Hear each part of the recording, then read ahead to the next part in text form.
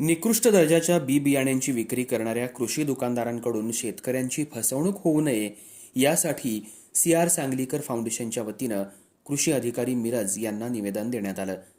सध्या शेतकरी आपल्या शेतीची मशागत पूर्ण करून पेरणी करण्यासाठी बाजारातून बी बियाणे खरेदी करण्यासाठी सज्ज झालाय।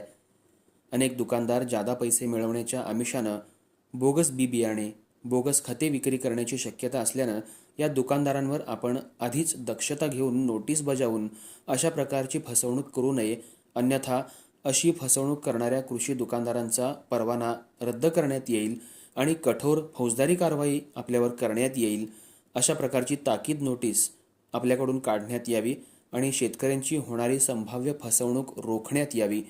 त्याचबरोबर खात्याअंतर्गत दक्षता पथक नेमून बियाण्यांची आणि खतांची गुणवत्ता तपासणी करण्यात यावी अशा मागणीचं निवेदन CR सांगलीकर फाउंडेशन मिरज यांच्या वतीने देण्यात आलं।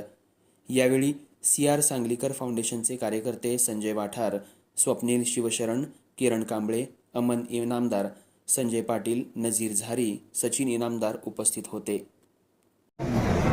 आज मिरज तालुका कृषी अधिकारी यांना CR सांगलीकर फाउंडेशनच्या वतीने एक निवेदन देण्यात आले आहे।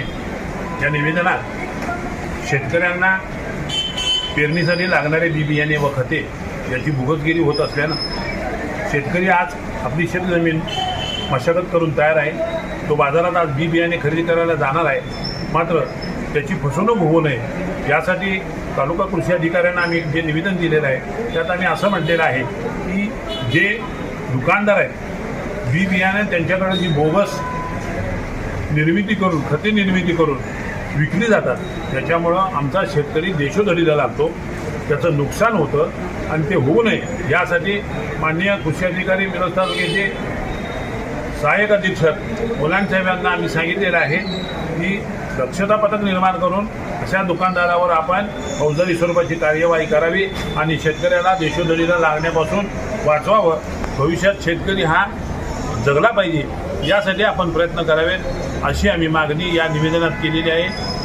हे निवेदन CR सांगलीकर फाउंडेशनच्या वतीने आमच्या शिष्टमंडळाच्या वतीने त्या ठिकाणी आम्ही दिले।